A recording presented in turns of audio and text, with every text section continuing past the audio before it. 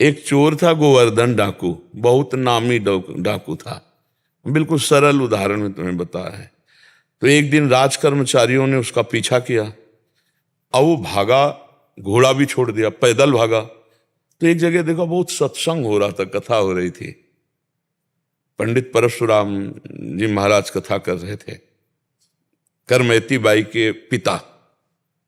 ये प्रमाणित कथा हम आपको बता रहे हैं। तो उस सभा में घुस गया। तो राज कर्मचारी आए, सोचा सभा में चोर कैसे हो सकता है, यहां तो चोर घुसने का साउंड। तो अब उसको पाया ही नहीं। जब कथा 2-3 घंटे बाद समाप्त हुई तो कथा का प्रसंग चल रहा था। वृंदावन में श्री बांके बिहारी लाल को आज यशोदा मैया ने सोने की करधनी, सोना, वो तो चोर आदमी, करधनी सोने की।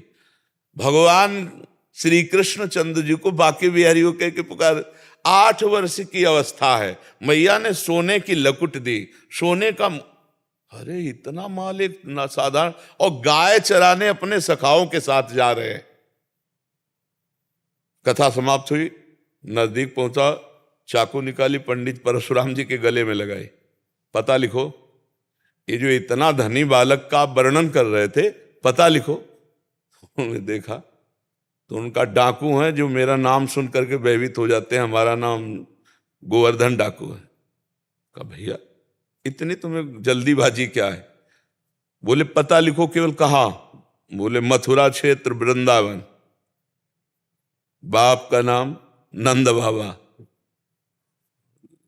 कन्हैया, गाय चराने। पर सुनो, ये तुम्हारे जैसे डाकू उसको चोरी नहीं कर सकते, बहुत नटनागर, बहुत प्रवीण बालक है वो।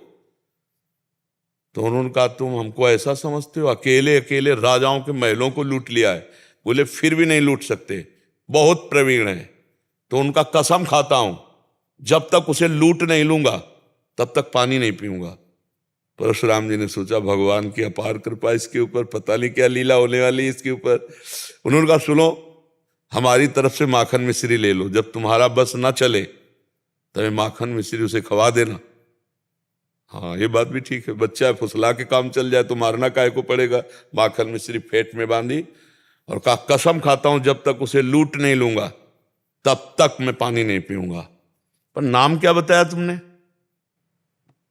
इतना बड़ा नाम तो। बोले श्याम सुंदर। श्याम सुंदर, श्याम सुंदर, वृंदावन, गाय चराना, श्याम सुंदर। अब भगवान का चिंतन बनने लगा। देखो चिंतन बनने लगा। अब वो पैदल चल करके आया। अब एकांत में जहां गाय चरते तो पूछते श्याम सुंदर की गौएं कौन है? बोले सब हैं, ये ब्रजमंडल है, हर गौशाला भगवान के नाम की है। नहीं, बोले वो जो यशोदा मैया ने श्रृंगार करके चराने में, बोले वो तो कथा में लिखा है, प्रगट में थोड़ी अब रह गया। अरे बोले नहीं, पंडित जी झूठ नहीं बोल सकते।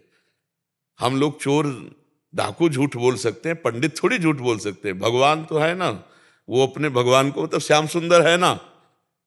अब एकांत में विकल हो गया और कहा अगर कोई ईश्वर है तो मुझे श्याम सुंदर से मिला दे, क्योंकि मैंने कसम खाया है बिना लूटे पानी नहीं पिएंगे।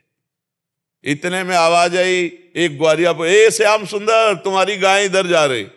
अरे दौड़ा उधर, देखा कमर में हाथ रखे, न जाने कौन से गुण पर दयाली दिली जाते हैं, पीतांबर की फेट, वैसे ही श्रृंगार जैसा पंडित जी ने वर्णन किया था। श्याम सुंदर, कमल नयन, मोर मुकुट और करधनी और लकुट। उसने हर चाकू निकाली, हर सखा को, और वो सब सखा दिव्य, वो गायें दिव्य भगवान ने प्रकट की थी। सब सखाओं का भाग जाओ नहीं मार डालेंगे। भगवान ने इशारा किया कि जाओ इसको हमें एकांत में निहाल करना है। बोले हाँ बोल रहे। बोले तू डरता ले क्या? बोले अब काल से भी नहीं डरते, तेरे से क्या डरना है? बोले मेरा नाम नहीं सुना होगा इसलिए तू डरेगा। अब ये मेरा नाम गोवर्धन डाकू, तो गोवर्धन ही तो नाम है ना, मेरा नाम गोवर्धन धारी है। भगवान उससे जब वार्ता कर रहे हैं तो उसका जीवत्व तो नष्ट हो रहा है, अज्ञान नष्ट हो रहा है। उन्होंने देखा बड़ा प्रवीण पंडित जी कह रहे थे माखन मिश्री खवा के काम कर ले। बोले सुनो, भगवान ने कहा अच्छा ऐसा प्यार करते हो? बोले प्यार के लिए नहीं है, ये सोना चांदी जो पहले ये उतराले के लिए। भगवान ने कहा ये तो वैसे ही उतार देंगे, लाओ तुम्हारा। माखन मिश्री खाई और कहा थोड़ा तुम खाओ, और जे भी भगवान ने चखाया उसे भगवत अज्ञान हो गया। अब भगवान को साष्टांग दंड, प्रभु प्रभु। एक बात सुनी कि कन्हैया गाँव में चला रहा है, चल पड़ा, कसम खा ली तो भगवान मिल गए।